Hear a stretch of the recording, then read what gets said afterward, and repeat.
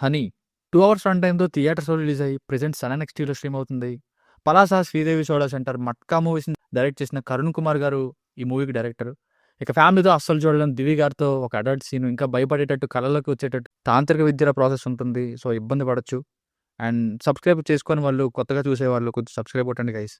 ఇక సినిమా చూసాక నాకైతే ఎంత బాగా స్టార్ట్ అయ్యి ఇంట్రెస్ట్ క్రియేట్ అయ్యేలా చేసిందో అంతే ఫాస్ట్‌గా లాగ్ ప్రోమాక్స్ మోడ్‌లోకి వెళ్ళిపోయి బోరింగ్‌గా మారి సహనానికి పరీక్ష పెడుతూ సెకండ్ హాఫ్ స్టార్టింగ్‌లోనే ఎక్స్‌పెక్ట్ చేసిన ప్రీ క్లైమాక్స్‌తో ఎండ్ అయ్యి ఇక క్లైమాక్స్‌కి సాటిస్ఫైయింగ్‌గా లేని ఎండింగ్‌తో ముగిసిందండి.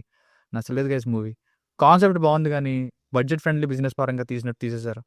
బేసిక్ స్టోరీ లైన్ ఏంటంటే డబ్బులు సంపాదించడానికి అని చెప్పి తాంత్రిక విద్యతో ఏదో చేస్తుంటారు హీరో నవీన్ చంద్ర గారు ఫ్యామిలీకి తెలియకుండా.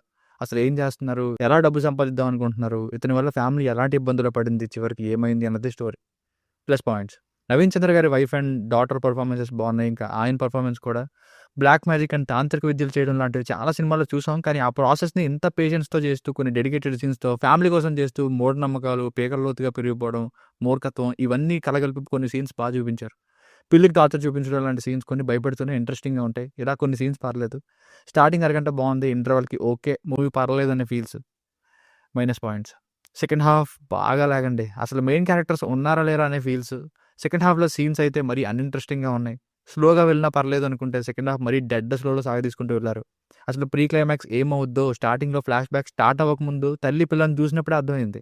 ఒకవేళ అప్పుడు అర్థం కాకపోయినా సినిమా కాసేపు గడిచిన తర్వాత ఈజీగా అర్థమైపోతుంది. ఇక క్లైమాక్స్ కూడా అంత సెట్ కాలేదనిపించింది ఎమోషన్.